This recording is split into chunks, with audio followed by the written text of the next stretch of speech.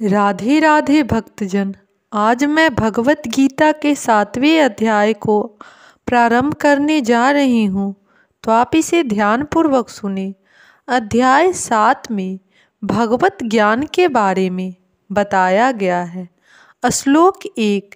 श्री भगवान उवाच मयि आसक्त मना पार्थ योगम युजनम मतः आव्रसते असस्यम समग्रम माम यथाज्ञासमि ततः विष्णु। इस श्लोक का हिंदी में अनुवाद है।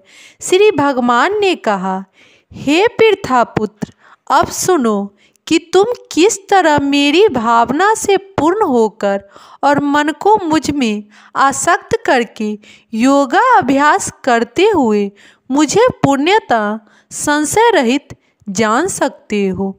अब इस श्लोक का विस्तार में अध्ययन हुआ है।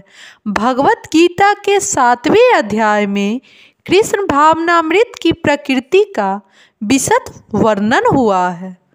कृष्ण समस्त ऐश्वर्यों से पूर्ण है और वे इन्हें किस प्रकार प्रकट करते हैं, इसका वर्णन इसमें हुआ है।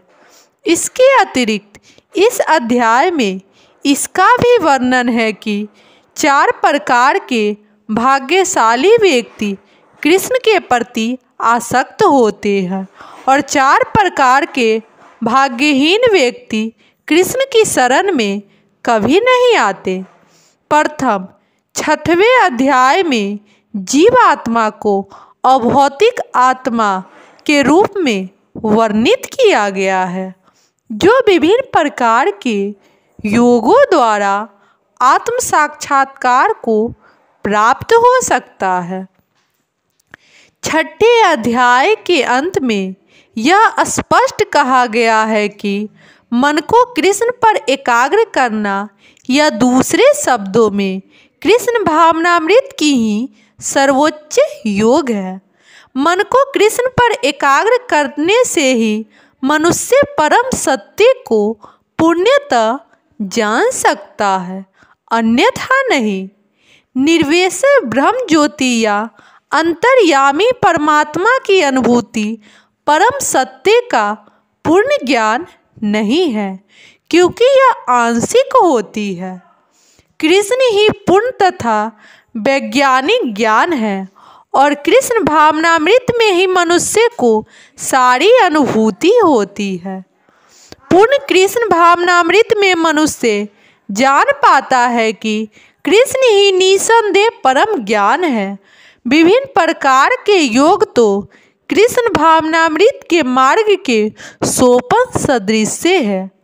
जो व्यक्ति कृष्ण भावनामृत ग्रहण करता है, वह स्वतः ब्रह्म ज्योति तथा परमात्मा के विषय में पूरी तरह जान लेता है।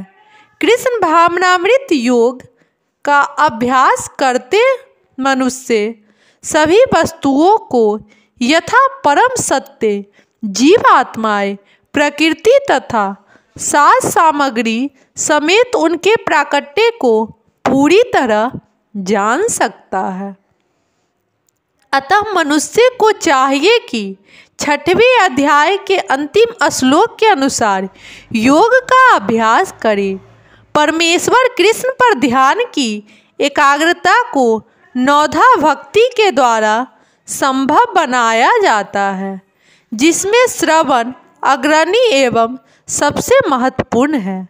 भगवान अर्जुन से कहते हैं, मुझसे सुनो, कृष्ण से बढ़कर कोई प्रमाण नहीं है। अतः उनसे सुनने का जिसे सौभाग्य प्राप्त होता है, वह पुण्यतः कृष्ण भावना भावित हो जाता है।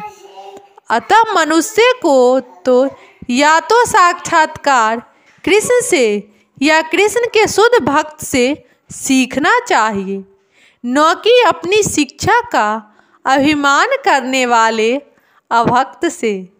परम सत्य श्री भगवान को जानने की विधि का वर्णन श्री भागवत में प्रथम स्कंद के 2वें अध्याय में इस प्रकार हुआ है। वैदिक साहित्य से श्री कृष्ण के विषय में सुनना या भगवत गीता के साक्षात उन्हीं से सुनना अपने आप में पुण्य कर्म है। और जो प्रत्येक हृदय में वास करने वाले भगवान कृष्ण के विषय में सुनता है, उसके लिए ही शुभेच्छु मित्र की भांति कार्य करते हैं। और जो भक्त निरंतर उनका श्रवण करता है, उसे वे शुद्ध कर देते हैं। इस प्रकार भक्त अपने शुद्ध दिव्य ज्ञान को फिर से पा लेता है। जो यो भागवत तथा भक्तों से कृष्ण के विषय में अधिकाधिक सुनता है, तो भगवत भक्ति में स्थिर हो जाता है। भक्ति के विशक्ति होने पर वह रजो तथा तमो गुणों से मुक्त हो जाता है और इस प्रकार भौतिक काम तथा लोभ कम हो जाते हैं।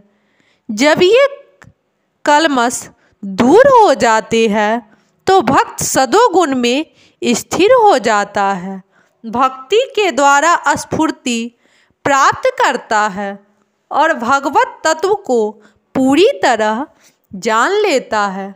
भक्ति योग भौतिक मोह की कठिन ग्रंथि को भेदता है और भक्त के असंशक समग्रम अर्थात परम सत्य श्री भगवान को समझने की अवस्था को प्राप्त कराता है।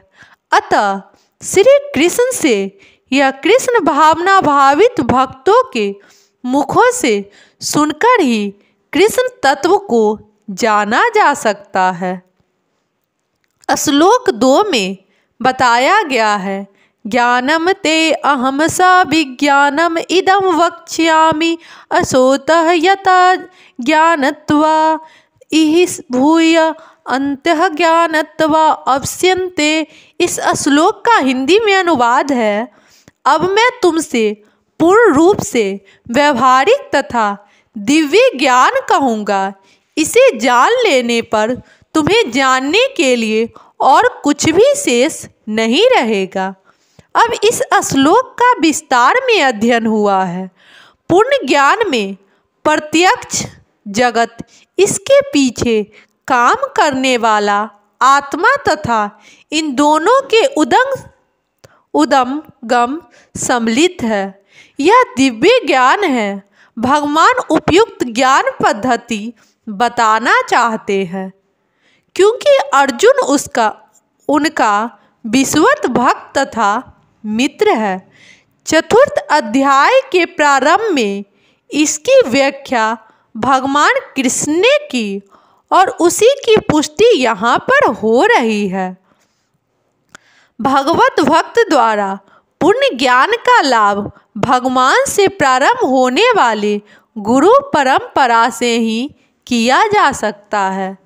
अतः मनुष्य को इतना बुद्धिमान होना चाहिए कि वह समस्त ज्ञान के उद्गम को जान सके, तो समस्त कारणों का कारण है और समस्त योगों में ध्यान का एकमात्र लक्ष्य है। जब समस्त कारणों के कारण का पता चल जाता है तो सभी श्रेय वस्तुएं ज्ञात हो जाती है और कुछ भी अज्ञेय नहीं रह जाती। वेदों का कहना है कि कस्मी भगवो विज्ञाते सर्मदि विज्ञानमवन्ति। राधे राधे भक्तजन।